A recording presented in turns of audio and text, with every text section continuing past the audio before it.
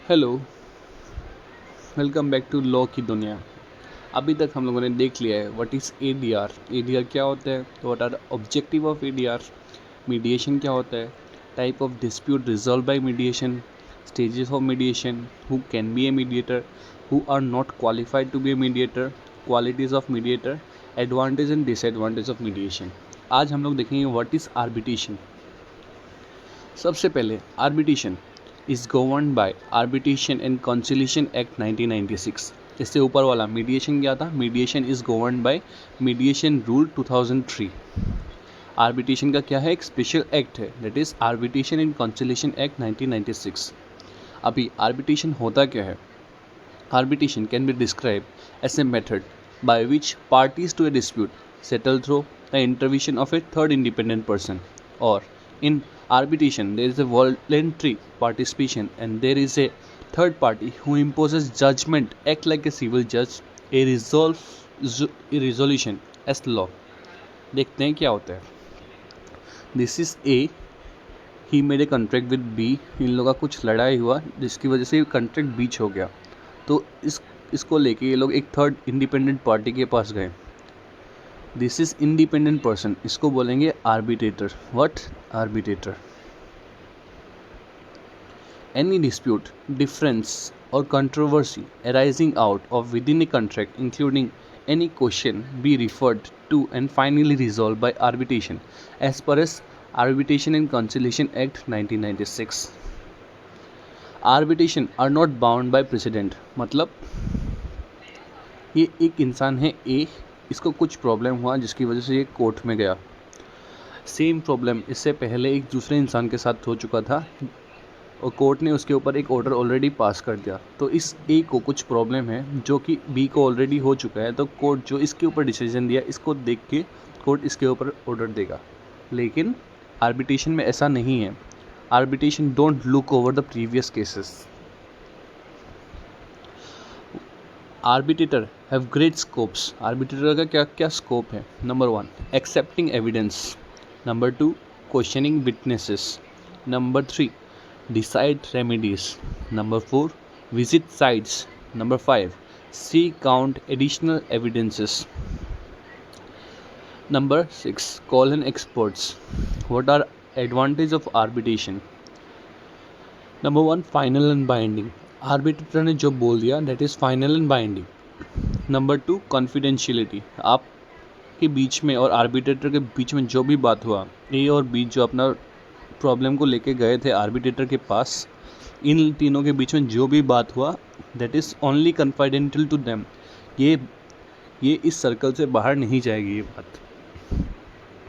What are the qualification of arbitrator? अभी एक arbitrator के अंदर क्या क्या चीज़ें होनी चाहिए?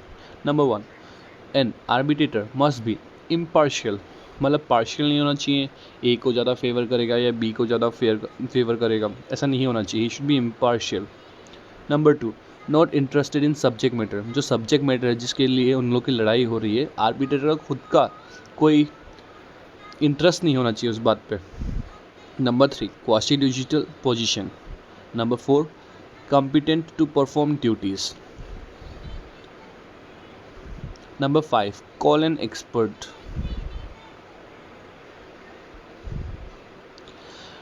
इसके बाद है duties and liabilities of arbitrator. Power to make an award. Number 1. Number 2, take assistance. Number 3, pass interim measure. Number 4, determine rules of procedure. Number 5, determine place of arbitration. Number 6, determine language or statement of claim and dissent.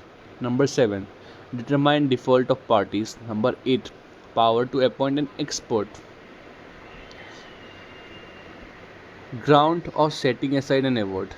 अभी हम लोगों ने क्या पढ़ा अभी तक? ये एक इंसान है ए, इसका कुछ डिस्प्यूट हुआ बी के साथ, ये दोनों मिलके गए एक आर्बिट्रेटर के पास। आर्बिट्रेटर क्या है? एक इंडिपेंडेंट पर्सन है। आर्बिट्रेटर जो डिसीजन देगा उसको अवार्ड बोलेंगे। अवार्ड, ये दोनों को अवार्ड मानना ही पड़ेगा। इससे पहले वाले हम लोगों ने वो देखा, इट्स फाइनल एंड बाइंडिंग। लेकिन ये फाइनल एंड बाइंडिंग को हम लोग कब ना बोल सकते हैं, इस अवार्ड को ये दोनों कब ना बोल सकते हैं कि हम लोग को ये अवार्ड नहीं चाहिए, हम लोग को दूसरा अवार्ड चाहिए। Let's see. Parties to dispute by approach to court for setting aside the award. Subsection 2. Made application must plead and prove number 1. Incapacity of a party. Number 2. Invalid agreement or arbitration agreement. Number 3. Party not given proper notice or unable to present their case. Number 4. Not in accordance with term of submission to arbitration in regard to dispute. Number 5. Arbitral tribunal not properly constituted or arbitral procedure was not in accordance with the agreement of parties. Number 6. Subject matter not capable of settlement by arbitration. Number 7. Award being in conflict with public. Number 1 क्या था? Incapacity of party. Party का arbitration ने कुछ बोल दिया जो party के हक में ही नहीं है, पार्टी कर ही नहीं सकते, तो पार्टी उसको मानेगा नहीं और कोर्ट में प्ली करेगा और कोर्ट उस प्ली को एक्सेप्ट कर लेगा। That is number 1, incapacity of party. Invalid agreement और आर्बिट्रेशन एग्रीमेंट। ए और बी ने कुछ एग्रीमेंट किया था जिसमें उन लोगों ने कुछ अलग एग्री किया था, लेकिन आर्बिट्रेशन में कुछ अलग हो गया, तो दैट इज़ इनवैलिड एग्रीमेंट और आर्बिट्रेशन एग्रीमेंट। नंबर लास्ट देखते हैं अभी।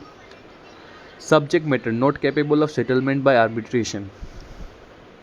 अभी तक हम लोगों ने देखा सिविल केसेस जो भी हो रहे हैं that can be solve by arbitration, but criminal cases जैसे ए ने बी का मर्डर कर दिया, तो ऐसे केसेस आर्बिट्रेशन से सॉल्व नहीं होते, दे आर अलग डिफरेंट।